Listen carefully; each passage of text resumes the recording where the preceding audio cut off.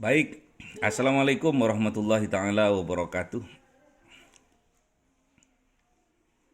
Open your mouth. Waalaikumsalam warahmatullahi wabarakatuh. Mari kita berdoa bersama-sama agar apa yang kita pelajari hari ini dijadikan oleh Allah menjadi ilmu yang barokah, yang manfaat, yang maslahat bagi kita dan umumnya bagi umat Kanjeng Nabi Muhammad sallallahu alaihi wasallam. Baik, bismillahirrahmanirrahim. Raditu billahi rabba wa bil islami dina wa bi Muhammadin nabiyya wa rasula. Rabbi zidni ilma warzuqni fahma. Oke, kalau dilihat dari wajahnya udah istirahatnya udah cukup ya. Udah fresh lagi kayaknya. Tapi belum sempat ini, belum sempat makan siang. Wah, ini Mbak Leni kayaknya udah nyicipi apa tadi ini, ha? Mbak Vina, gimana kabar? Alhamdulillah baik. Mbak Neneng, tambah ini ya. Banyak olahraga ya. Alhamdulillah baik Ustaz. Alhamdulillah. Kalau yang cowok-cowok nggak usah, ya.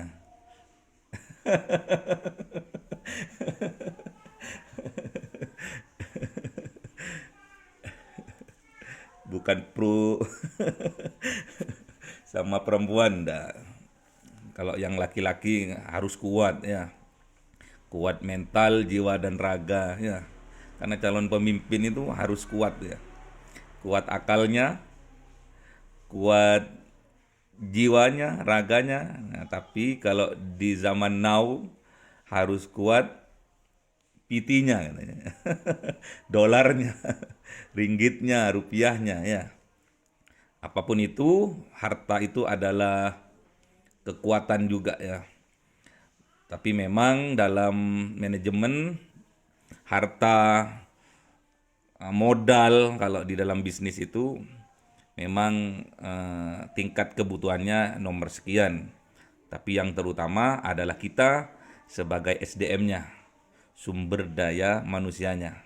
Sumber daya alam bisa kita kelola, sumber modal juga bisa kelola, bagaimana cara mencarinya, bagaimana cara mendapatkannya, bagaimana cara mengelolanya ya.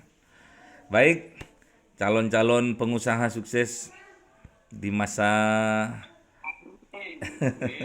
yang akan datang harus estafet ya. Harus estafet mulai dari zamannya Kanjeng Nabi dilanjutkan oleh para sahabat tabi'in tabi'in terus sampai para ulama kontemporer sampailah kepada kita. Kita ini harus meneruskan perjuangan dari para ulama-ulama kita yang nyambung kepada para sahabat dan kepada Kanjeng Nabi Muhammad sallallahu alaihi wasallam. Ini karena ada embel-embel syariahnya, jadi Bapak kasih motivasi yang memang sesuai dengan nilai-nilai keislaman ya. Ini banyak para ustadz, kalau kelihatannya gitu ya. Kalau yang perempuan ustadzah ya. Harus syariah harus seperti itu ya.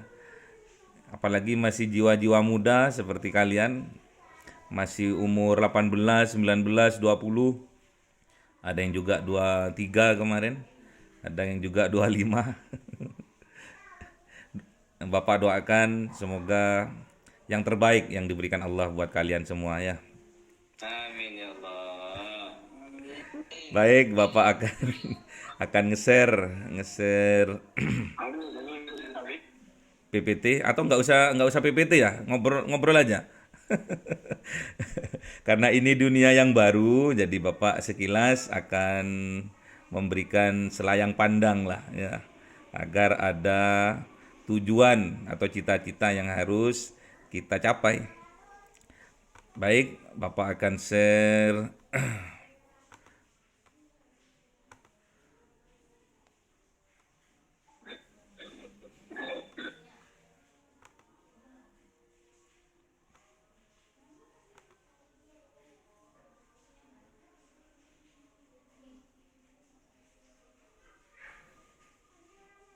Udah masuk ya? Kurang besar enggak? Oke, Ustaz. Oke. Nampak sudah. Kurang besar. Kurang besar. Sebesar apa? Sebesar cintaku padanya gitu ya. Nggak apa-apa. Pada Pina kali Ustaz. Hmm? Kebesaran?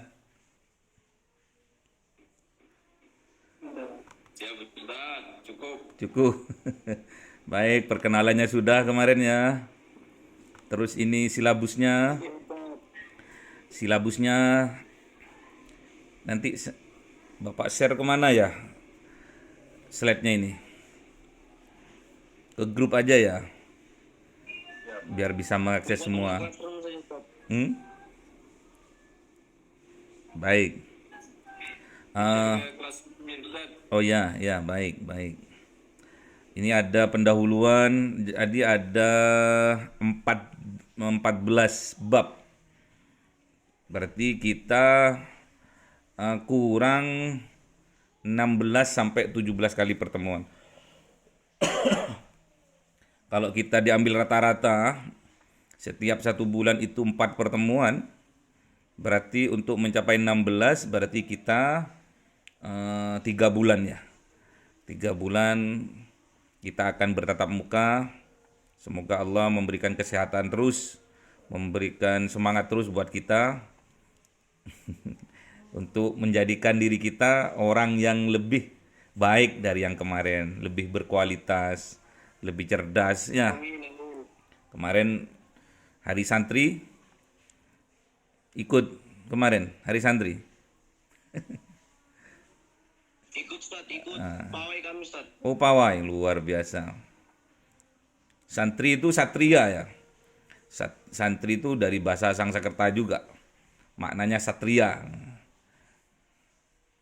Satria itu kalau disandarkan kepada 4 sifat dari Kanjeng Nabi Muhammad SAW. Yang pertama siddiq, kedua amanah, ketiga fatonah, keempat tabligh.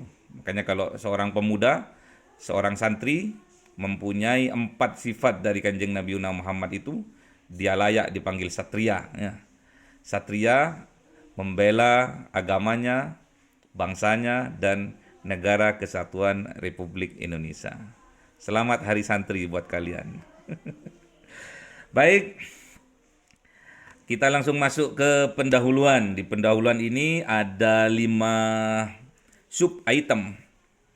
Ada yang pertama terminologi istilah, yang kedua teologi manajemen bisnis syariah, yang ketiga bisnis syariah bagian dari kehidupan umat, yang keempat bisnis syariah memerlukan manajemen, dan yang terakhir manajemen bagian dari syariat Islam. Kalau bicara dengan manajemen, pasti kita akan berbicara dengan seni nanti. Setiap orang itu punya seni masing-masing, nggak sama dan nggak bisa disamakan. Apa itu manajemen? Manajemen di sini berasal dari bahasa Prancis kuno. Nggak tahu kunonya menyebutkannya gimana, yang penting tulisannya manajemen. Ya. Yang memiliki arti seni. Ya. Seni bukan itu ya, bukan air seni ya, tapi seni adalah setiap orang mempunyai keunikan dalam menyelesaikan sebuah perencanaan, dalam menyelesaikan sebuah usaha dengan baik yang ia miliki. Yaitu seni melaksanakan dan mengatur, itulah yang dinamakan manajemen. Selain itu, kata manajemen mungkin juga berasal dari kata bahasa Itali manageri ya, yang berarti kendali. Jadi kalau sampean pernah naik kuda, jadi tamparnya itu adalah kendali. Nah, kalau sampean pernah naik motor, setirnya itu adalah kendali. Nah, kalau sampean pernah naik mobil, setirnya itu kendali. Tapi kalau naik pesawat, belum pernah pegangan ya. Oke. Terus bisnis. Kita di kehidupan kita sehari-hari kita itu dengar kata-kata bisnis. Business is. Kalau bahasa Inggrisnya bukan business ya. Apa bahasa Inggrisnya? Ada yang tahu penyebutan bisnis dari bahasa Inggrisnya apa? Saya ingin tahu kemampuan bahasa Inggrisnya. Mbak Leni, Business, Pak. Business. bukan busway ya, bukan. Mbak Leni, bagaimana cara pengucapan bisnis dalam bahasa Inggris? Nggak usah ngarang, udah apa adanya aja. Sifat Kanjeng Nabi itu tabligh, menyampaikan apa adanya, nggak usah ditambah, nggak usah dikurangi. Jadi ketahuan nanti kualitasnya dan kita tahu diri. Kita bisa introspeksi diri, kelemahan kita di mana, kelebihan kita di mana, peluangnya di mana, hambatannya di mana. Itu nanti masuk ke manajemen. Oke. Monggo. Sebutkan Mbak Leni apa?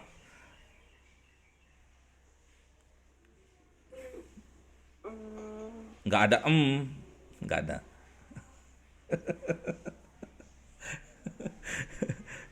Ayo, waktunya tinggal 16 menit. Apa? Bisnis, bagus. Pinter gitu. Dapat dapat 450 TOEFL-nya ya. Terus syariah itu apa? Syariah itu berasal dari bahasa Arab di sini yang dimana syara atau syariat yang berarti the Muslim law atau hukum-hukum dalam Islam. Syariat juga berarti perilaku. Kalau kita sebagai pembisnis, kitalah itu yang menjadi syariah adalah kitanya sebetulnya. Bukan undang-undangnya itu, bukan. Jadi syariah itu berjalan atau tidak itu tergantung yang pelaku bisnis itu sendiri, ya. Kita tahu kita taat hukum atau tidak, ya pelaku bisnis itu sendiri. Curang atau jujur, ya pelaku bisnis itu sendiri. Sergep terus mentalnya kuat, pemalu, tidak isinan, wah itu pelaku bisnis itu sendiri. Syariah ini juga berarti perilaku yang terkait dengan nilai-nilai keimanan dan ketauhidan. Pasti kalau kita di dalam Islam berpegang pada dua pedoman, yaitu Al-Quran dan Al-Hadis. Ditambah lagi ijma'. Apa lagi? Ijma'. Apa lagi? Qiyas. Apa lagi? Al-Quran, Hadis, Ijma', Qiyas, ya. Kesimpulannya bahwa manajemen bisnis syariah adalah pengetahuan yang mempelajari tentang bagaimana mengatur, mengelola, dan melaksanakan kegiatan bisnis yang berdasarkan nilai-nilai atau prinsip-prinsip syariah atau keislaman. Jadi gitu ya.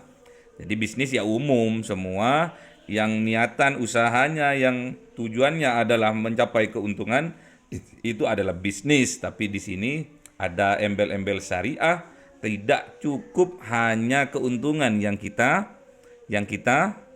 menjadikan tujuan dalam usaha kita, namun yang kita inginkan dalam bisnis kita ada keberkahan. Ya, keberkahan inilah yang dinamakan syariah, ya.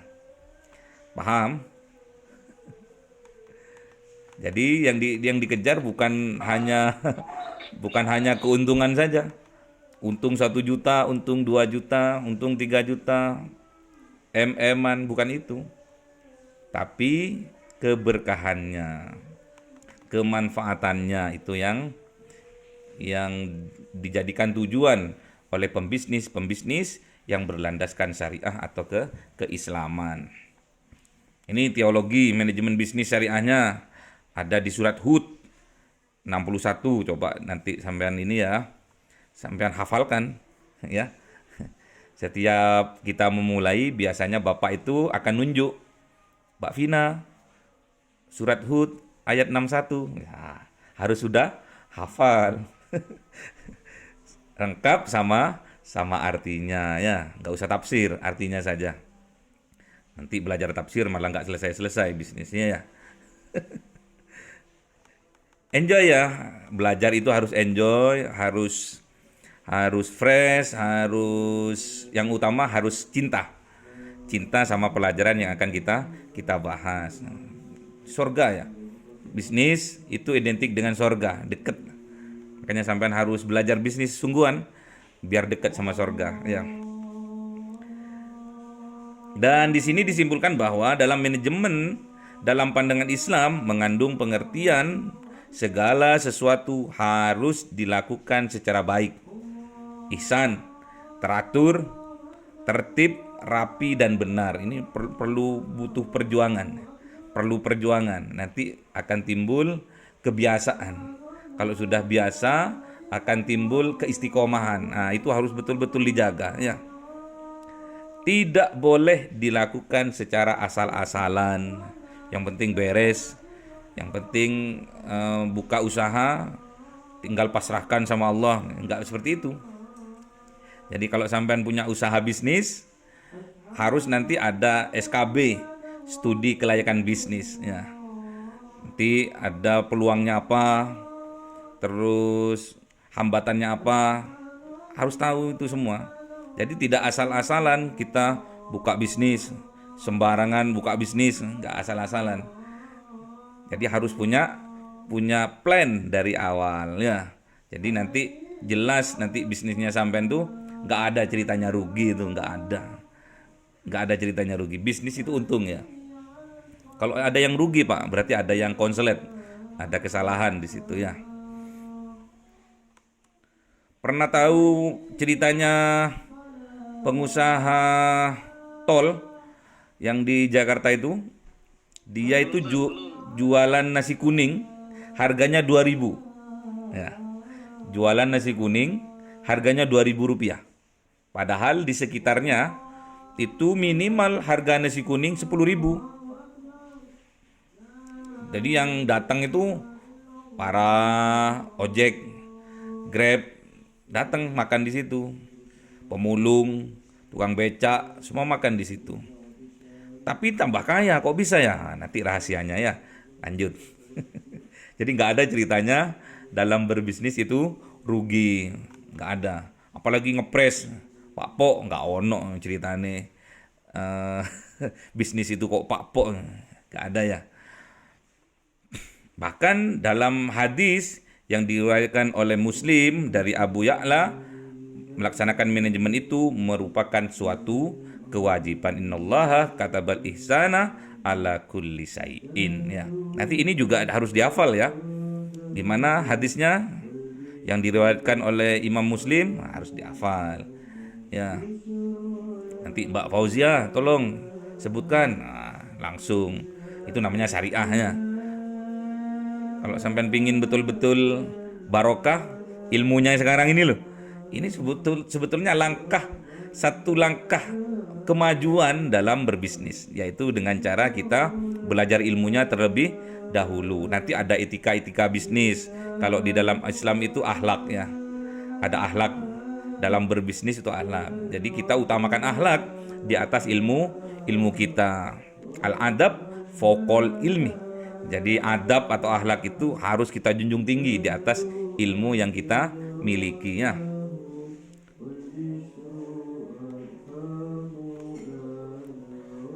Oke. Nah, kata ihsan di sini mengandung makna melaksanakan sesuatu secara maksimal dan optimal, dimaksimalkan dan dioptimalkan. Tidak setengah-setengah, tidak asal-asalan seperti tadi. Apalagi asal dikerjakan saja, itu enggak boleh. Ihsan itu enggak boleh. Sama kayak kita tatkala kita sholat, kita itu harus ihsan. Dalam sholat, dalam ibadah itu harus ihsan, ya. Bekerja yang dimaksud di sini adalah bekerja yang benar-benar berkualitas dalam berprosesnya, dalam mutu, dalam hasilnya. Jadi sampean itu kalau ingin mempunyai produk, jasa maupun barang yang berkualitas, diawali dari diri kalian terlebih dahulu yang harus berkualitas. Paham ya? Jadi ilmunya harus berkualitas, jiwanya harus berkualitas, terus badannya juga harus sehat, berkualitas. Karena di dalam jiwa yang sehat gimana? Di dalam raga yang sehat terdapat jiwa yang kuat katanya ya. Jadi harus bisa menerapkan itu. Oh gitu ya. Oke. Terus ini pertemuan berikutnya. Jadi Bapak menginginkan untuk Sabtu yang depan ini tiga subbab ini harus sudah terselesaikan. Kemudian nanti tugasnya kalian dari bab 2 sampai bab 14 itu harus dibagi rata. Jadi satu orang harus bisa presentasi. Setiap pertemuan presentasi dulu semampunya ya.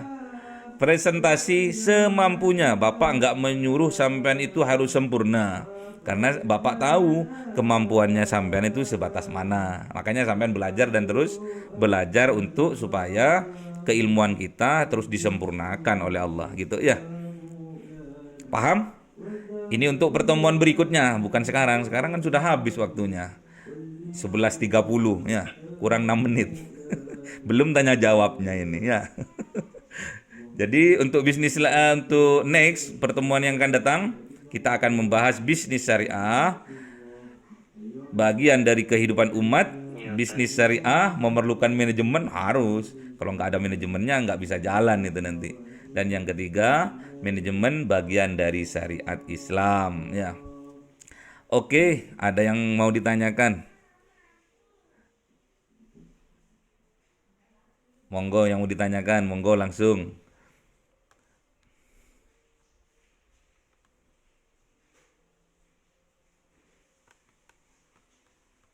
Ini ya silabusnya. Nanti pertemuan yang 2 minggu lagi kita sudah masuk ke paradigma manajemen bisnis. Tolong nanti siapa yang menjadi pionirnya itu ada catatan tersendiri bagi Bapak. Siapa yang mau tampil pertama kali langsung di list ya nanti di grup ya. Di list di grup. Saya bab 1, saya bab 2. Saya bab 3, nggak apa-apa. Yang nggak kebagian, gampang. Nanti ada tugas tersendiri nanti. Jadi pinginnya Bapak itu karena sampean-sampean ini, jenengan-jenengan ini, pastinya sama-sama sibuk ya. Kan calon pembisnis semua ini ya. Hah? Pastinya sama-sama sibuk. Jadi ini di screenshot dulu ya. Di screenshot. Bab-babnya ini di screenshot. Bapak mau tutup dulu, nanti baru kita ngobrol lagi. Udah di screenshot ya. Atau sekalian nanti Bapak kirim di grup ya.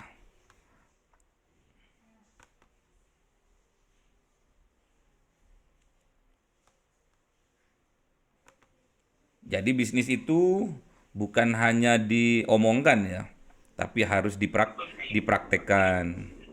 Makanya sebelum kita terlalu masuk ke dalam, mungkin Anda punya pertanyaan, Anda punya kebingungan dalam hal bisnis, monggo kita sharing ya.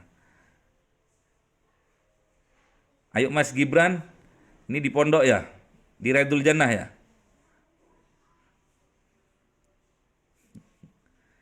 Mbak Vina, ada yang mau ditanyakan? Mbak Neneng, Mbak Leni, monggo.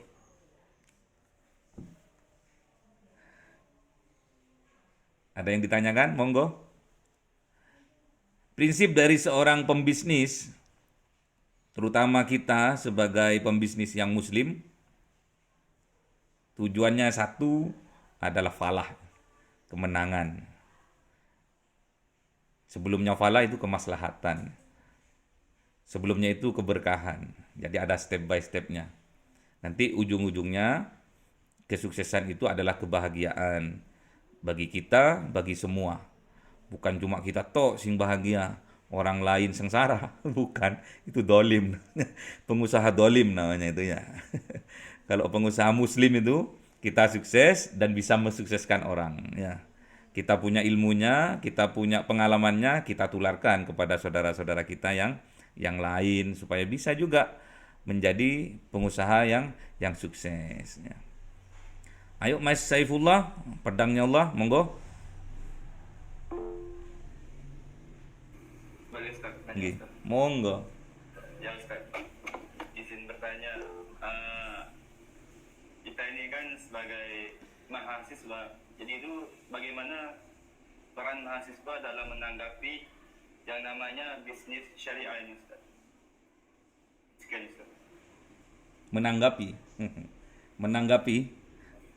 Ya, ditanggapi aja Mas kalau cuma menanggapi kok. Mempraktekkan atau gimana?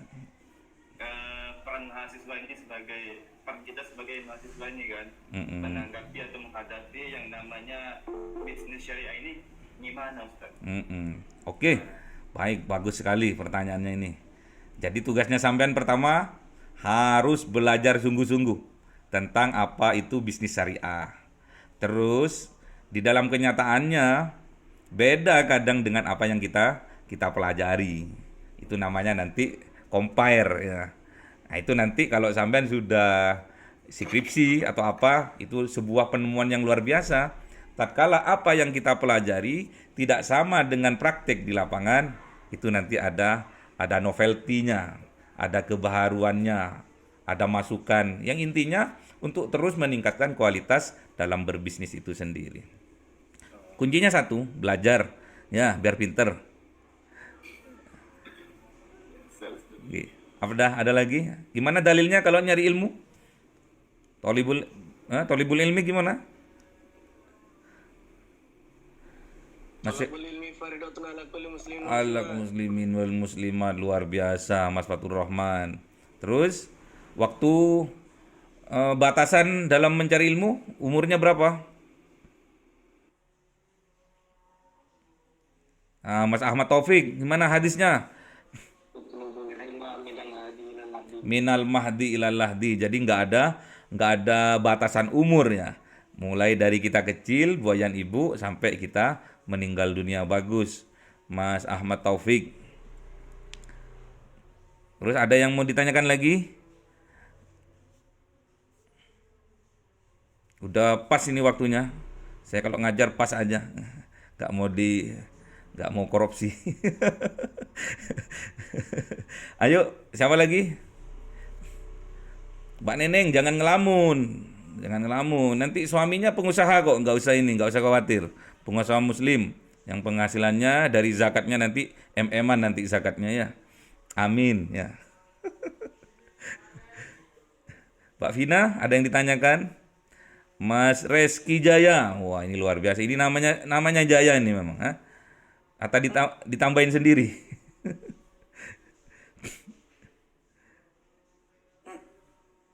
Monggo, ada yang ditanyakan? Kalau tidak ada, Itu presentasinya tuh sesingkatnya apa selengkapnya nanti? jangan. Kepemahaman sampean, misalkan tadi bab apa, misalkan tadi apa tadi contohnya? Etika bisnis misalkan, atau SKB, sepahamnya sampean. Sampeannya pahamnya sampai mana? Sudah, nggak usah semua nggak paham. Omdong juga ya. Nanti sepahamnya sampean. Jadi nggak usah ini kan, kalau sampean paham cuma 3 item ya 3 item aja, nggak usah ini. Nanti bapak yang menyempurnakan ya. Bagus, luar biasa pertanyaannya. Biar nanti siapa yang mau tampil? Mbak Neneng duluan besok. 2 minggu lagi. 2 minggu lagi ya. 2 minggu lagi. Sabtu depan mungkin Bapak ngajar dari negeri jiran, dari Malaysia mungkin. Bapak ada undangan ke sana hari Kamis, hari Minggu baru balik ke Indonesia. Ayo, siapa yang mau ikut? Offline sama saya di sana nanti. Nah. Boleh Ustaz. Jadi kita ke sana. Ikut semua Ustaz. Ikut semua. Kapan lagi Ustaz? Ayo, setiap kita, Gratis kan Ustaz? ya Mas Rizky? Gratis kan Ustaz kalau ikut? Ya gratis lah, tapi kan syaratnya jalan kaki, ya.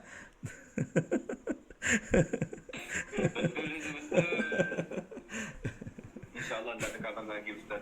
Terus kalau nanti bulan bulan Desember, kalau nggak 22 November ini, bulan Desember awal, mungkin dari Tanah Suci nanti Bapak anunya, ngajarnya ya.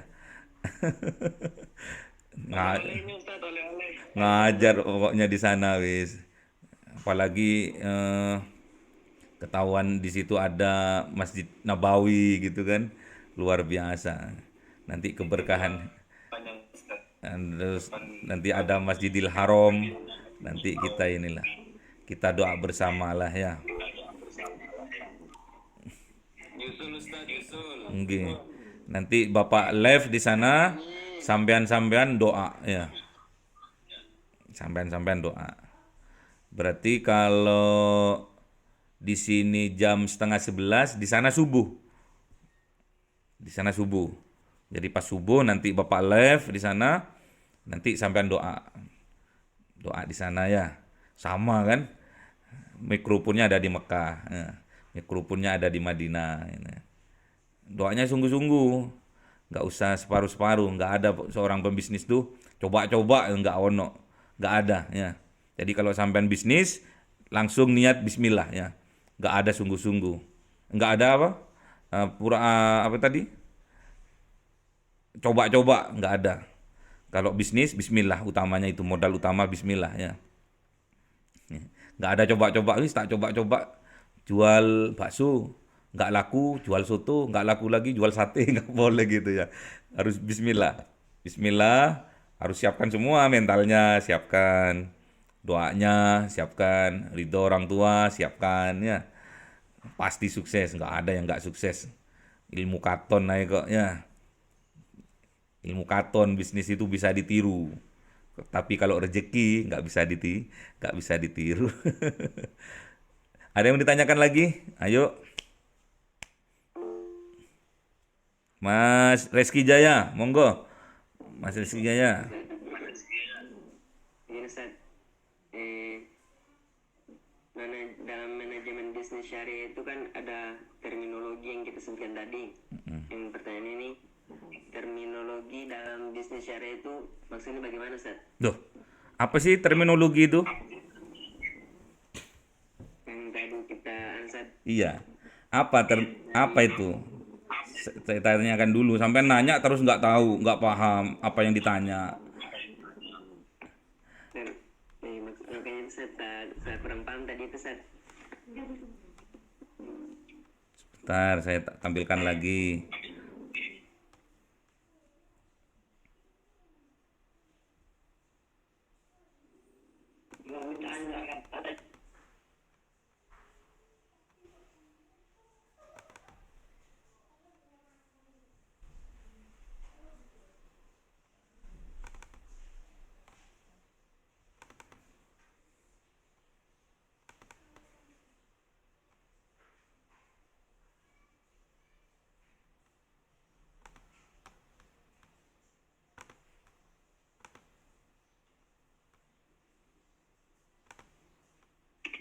Yang di awal tadi Ustaz, yang 5 kita sebutkan tadi itu. Nggih.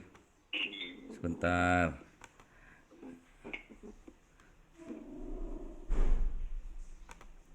Oke.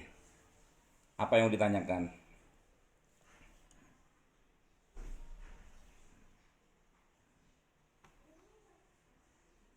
Halo, Mas. Terminologi istilah itu Ustaz. Saya kurang paham tadi. Oh, terminologi istilah. Jadi dalam kata manajemen bisnis syariah itu maknanya apa? Manajemen itu apa? Bisnis itu apa? Syariah itu apa? Istilah dari terminologi itu dari ketiga kata manajemen, bisnis, syariah. Itu apa? Kan sudah disebutkan manajemen ini. Nanti saya share ya. Sampean baca-baca, nanti kalau nggak paham, besok kita hari Sabtu depan kita kupas lagi. Pokoknya Bapak itu hanya mau presentasi 2 kali. Sekarang sama besok.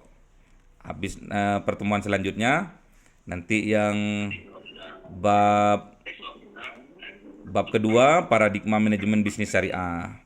Nanti ada beberapa item juga sama seperti bab 1 ini. Ini di bab 1 misalkan ada 5 item. Nanti di bab 2 ada 7, tapi sampean nggak usah kupas 7, nggak usah kupas semua. 2 saja. Yang penting sampean paham apa yang sampean sampaikan ya. Sama seperti kita dalam sholat ya. Nggak boleh kita mendekati sholat kalau kita dalam keadaan mabuk ya. Kalau dalam keadaan mabuk nggak boleh mendekati sholat. Apa maksudnya? Tidak paham apa yang kita bicarakan, tidak paham apa yang kita kaulkan ya. Ada lagi?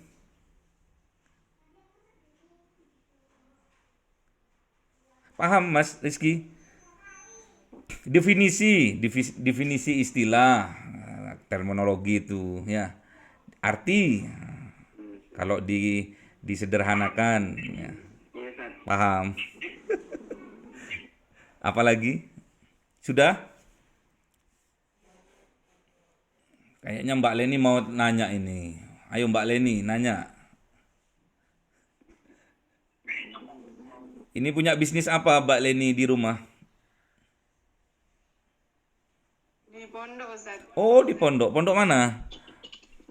Pondok air putih. Oh, air putih. Masuk ke ini, ke dalam organisasinya? Enggak. Jadi struktur. Di pondok enggak?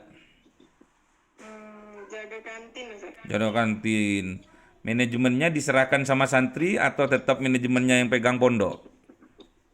Pondok. Pondok. Oh. Nanti itu namanya entrepreneur kelembagaan namanya ya. Kalau Mbak Leni punya ini, punya apa itu namanya ya, produk itu nggak bisa dijual di situ. Enggak, Ustaz. Oh enggak ya, memang ngikuti pondok ya. Nggak apa-apa, jadilah karyawan lah dulu lah. Anda sekarang lagi belajar menjadi karyawan. Bapak juga seperti itu dulu, belajar jadi karyawan. Dengan niatan, tatkala Bapak jadi pengusaha dan Bapak punya karyawan, karyawannya Bapak mirip seperti Bapak dulu. Dalam loyalitasnya, dalam semangatnya, dalam kecerdasannya, dalam inovasinya. Seperti itu, niatkan seperti itu. Jadi sampean jangan jadi karyawan terus nanti ya. Walaupun sampean nanti setelah lepas pondok terus masuk ke dunia perusahaan, dunia bisnis, sampean jadi karyawan, nggak apa-apa. Jangan langsung mau jadi pengusaha, nggak apa-apa. Jadi karyawan dulu nggak apa-apa. Jadilah karyawan yang terbaik nantinya. Tatkala sampean jadi pengusaha, sampean akan mempunyai karyawan terbaik juga ya. Amin, amin. Ayo Mbak Vina, punya bisnis apa Mbak Vina?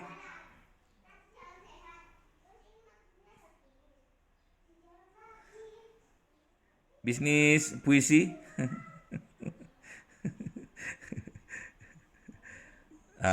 Mbak Neneng ini kayaknya ini. Saya kalau yang cowok belum mau nanya ya. Jangan ini. Jangan buka mic ya. Mbak Neneng, punya bisnis apa Mbak Neneng?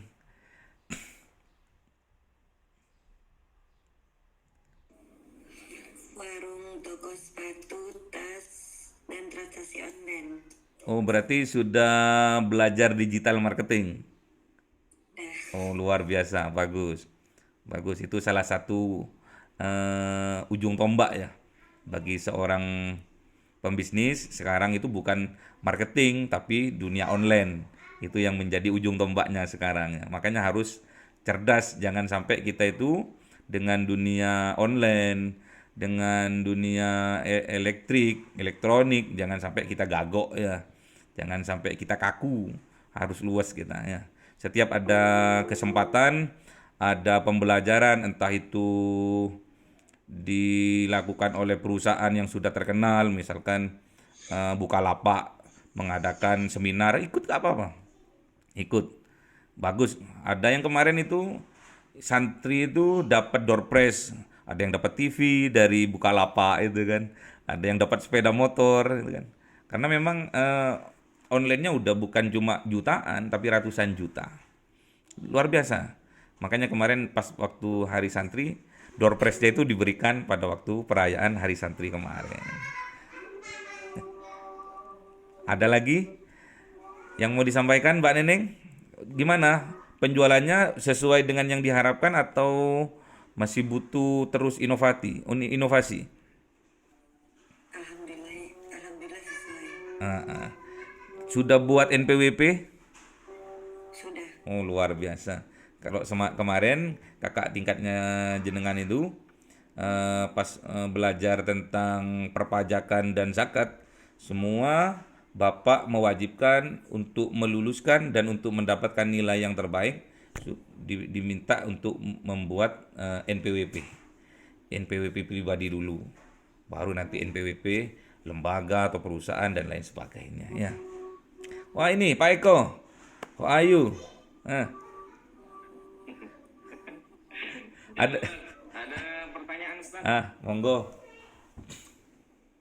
Begini Ustaz, sementara ini kan saya ini lagi belajar bisnis buka vulkanisir ban. Luar biasa. Cuman kendalanya nih Ustaz, karena kami di kampung, jadi kan sistemnya itu utang Ustaz. Jadi bagaimana cara kita meminimalisir supaya orang tuh gak ada utang gitu Ustaz? Ngutang. Lo nggak apa-apa. Di dalam syariah itu ngutang itu diperbolehkan, ya toh, diperbolehkan. Cuman sistemnya kan sini kan bayar 1 bulan sekali gajian gitu. Tapi pas giliran pembayaran kadang-kadang ada yang bayar, ada yang enggak gitu Ustaz. Jadi gimana kita mengantisipasi supaya bisa berjalan lah. Ini modal kita tidak baku di situ gitu Ustaz. Ini kalau secara teori ya. Kalau secara teori sampean itu harus mempunyai intelijen, harus mempunyai manajemen saving namanya ya. Bukan saving masalah uang, saving masalah keberlanjutan sebuah usaha ya. Jadi kayak punya intelijen gitu ya. Jadi misalkan yang bisnis saya contohkan bisnis Bapak dulu yang di Malaysia ya.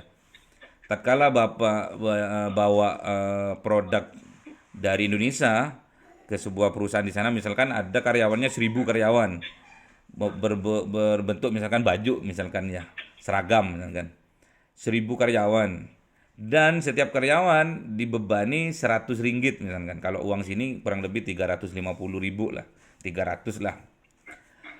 Apa yang harus Bapak lakukan? Bapak kerjasama dengan manajemen keuangan perusahaan itu. Gitu.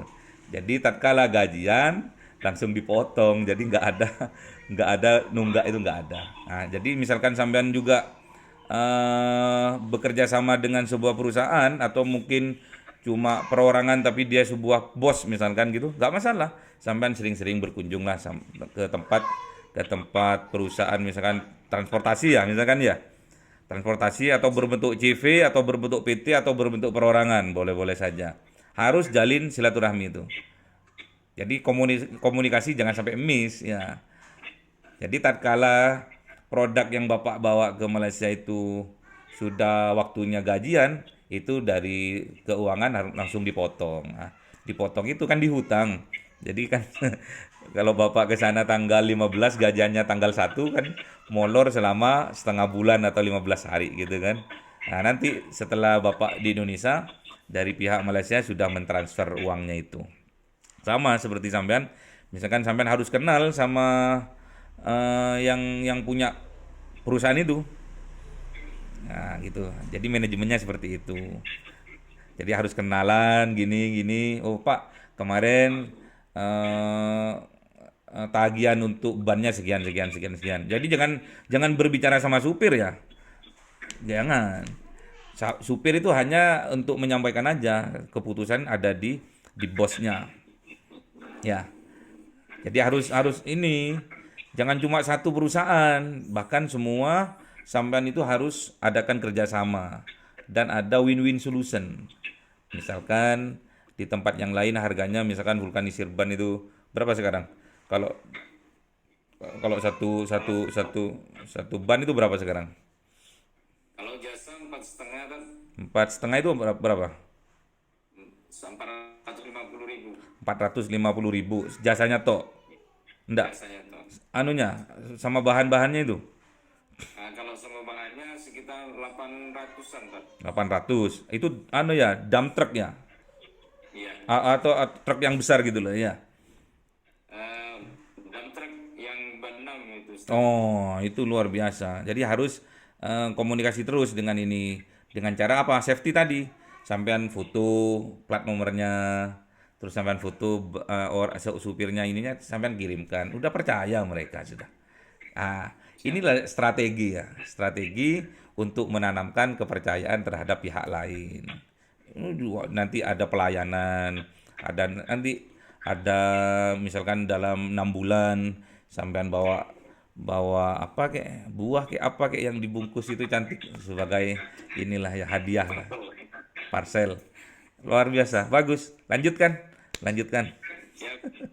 Nah, kalau yang dari syariahnya ya itulah pertamaknya ya ibadah ya. Ibadah kalau ingin kemuliaan, tahajud, ingin kejayaan, duha gitu kan ya. Ingin kesempurnaan dalam rezeki, jangan tinggalkan sholat berjamaah 5 waktu gitu kan.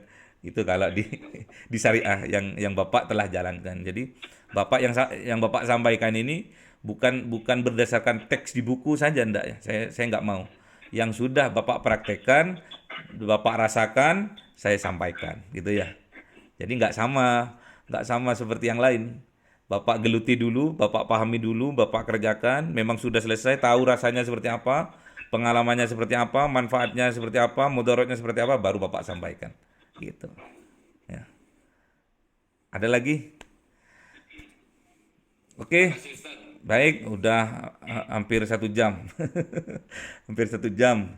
Baik, kalau nggak ada lagi, semoga apa-apa yang Bapak sampaikan dijadikan oleh Allah menjadi ilmu yang bermanfaat, membawa maslahat, dan nanti tujuannya, cita-citanya yang utama adalah falah, kemenangan, yaitu kesuksesan di dunia dan juga besok di akhirat kesuksesan kita tatkala kita masuk di dalam surga ya. Itu semua tidak akan lepas dari rahmat Allah. Nggak ada. Kebahagiaan itu semua karena berkat rahmat Allah ya. Oke, nggak ada lagi. Baik, kita tutup dengan kafaratul majlis. Semoga ilmu yang kita dapatkan hari ini bermanfaat. Amin. Subhanakallahumma wa bihamdika asyhadu an la ilaha illa anta astaghfiruka wa atubu ilaik. Assalamualaikum warahmatullahi taala wabarakatuh. Sukses. Sampean ini estafet masa depan ya. Estafet kesuksesan muslimah masa depan ya. Tantangannya jauh lebih berat dari sekarang. Makanya Bapak harapkan betul-betul dari hati, betul-betul jadilah diri Anda itu diri yang berkualitas lahir maupun batin ya. Harus cerdas ya. Anda itu harus cerdas. Oke? Karena tantangan di masa yang akan datang itu jauh lebih berat dari masa sekarang ya. Sukses untuk kalian, kemenangan untuk kalian dunia dan akhirat berkat rahmat Allah Subhanahu wa taala. Oke, Bapak live dulu ya. Sampai jumpa Sabtu depan.